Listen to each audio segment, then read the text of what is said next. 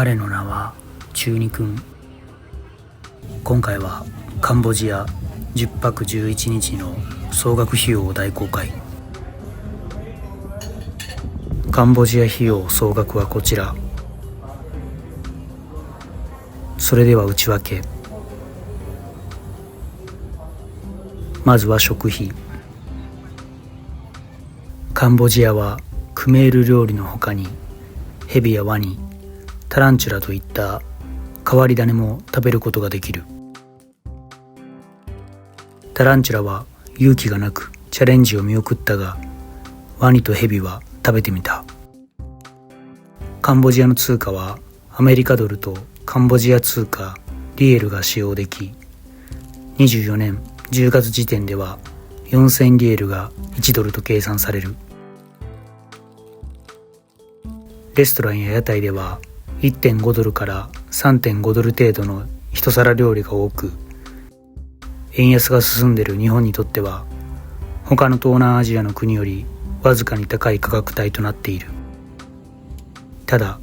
ビールやスムージーが1ドルだったりとドリンクは安かったりするので、プラスマイナスゼロかもしれない。チャーハンが安いので滞在中はよく食べていた。サバチャーハンがおすすめだ。続いて交通費。カンボジアはグラブは使えるがバイクタクシーがなく、代わりにトゥクトゥクタクシーとなる。タイやベトナムのバイクタクシーより割高にはなってしまうが、ゆったりと座ることができて快適さを得ることができる。アンコールワットの観光などでは1日チャーターをすることが可能で、料金は25ドル。中二くんは朝日を見るツアーで早朝から依頼したのでこの価格だが、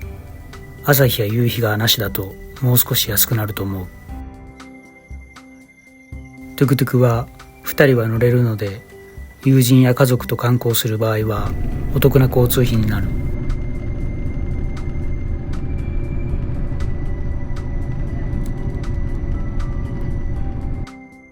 次に宿泊費。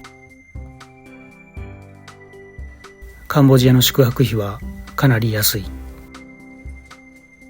首都のプノンペンで2泊、シムリアップで8泊したが、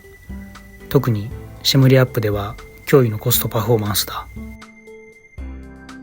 プノンペンでは大外れの宿を引いてしまったが、シムリアップで大当たりの宿を引いたので胸中複雑ではある。宿泊中はローシーズンということと、新しくオープンしたてのホステルでプロモーション中ということもあったので、現在は中二くんの滞在中の価格では宿泊サービスを受けられないかもしれないが、プライベートルームで大きなベッド、そしてプールもあって、スタッフも親切で最高の思い出ができた。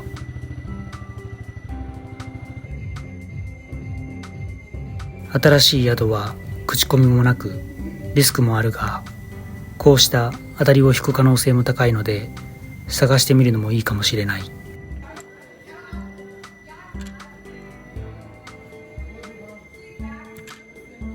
次は観光費とその他。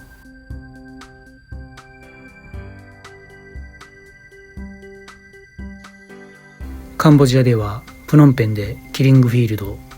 シムリアップでアンコールワットを観光した。キリングフィールドではカンボジアで起きた大虐殺の歴史をオーディオガイドで詳細に知ることができる。ショッキングな展示物や出来事ばかりではあるが、歴史を学べるのはもちろんのこと、自分の心に向き合うこともできるので強くお勧めする。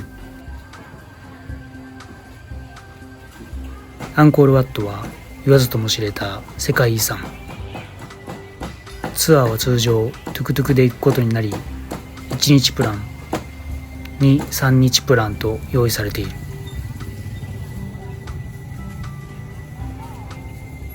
中二くんは1日プランで朝日を見るプランにしたが、実は寺や遺跡にはあまり興味がないので、半日でも後半は楽しめなくなっていた。トゥクトゥクで遺跡を巡るのだが、どれも似たような建物で、興味のない人間からすると歩いて建物を見るの繰り返しで物足りない。そのため猿が近くで見れた時の感動の方が大きかった。ただ建物は広大で圧巻ではあるので、好きな人にはハマること間違いなし。カンボジアは気温も高く、予想以上に体力を奪われるので、体力をつけてアンコールワットの観光を楽しんでほしい。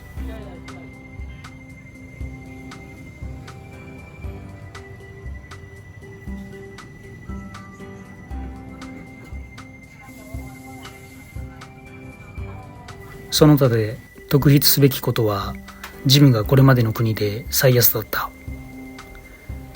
滞在中3つのジムに行ったが、筋トレのみのジムへの訪問はわずか1ドル。キックボクシングは10ドルではあったが、2.5 時間と長く、他の国のグループレッスンの2倍の時間であった。洗濯も1キロ 0.75 ドルから1ドルと安く、長期滞在者やバックパッカーに良心的な価格相場だ。ちなみに中二君はシェムリアップで1キロ 0.5 ドルを見つけて利用していた。カンボジア人は穏やかな人が多く、愛想もいい人が多い。言葉がわからない人が大半ではあるが、ごまかすことなどはせず、紳士で礼儀正しく、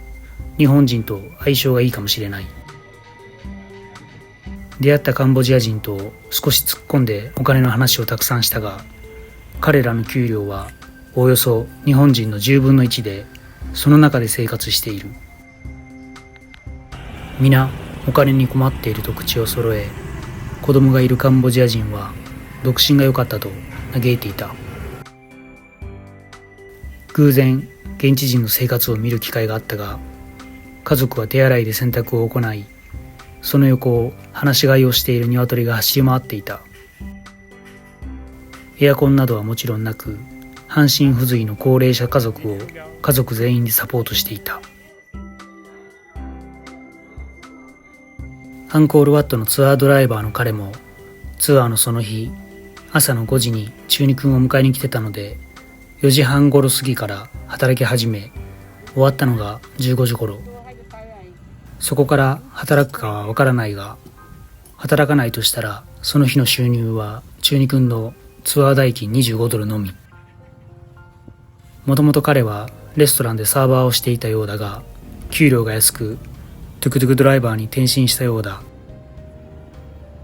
トゥクトゥクのメンテナンス費用なども保険などはなく、おそらく自費だと思うので、我々の想像を絶する世界で働いていることになる。そんな中でもふっかけてくる人間などには会うこともなく、カンボジア人は皆温かく歓迎してくれた。自分がこれから先貧困に見舞われることになったとしても、心はカンボジア人のように人に優しく穏やかでいれるようにと誓い、今回のレビューを終えたいと思う。それではまた会おう諸君。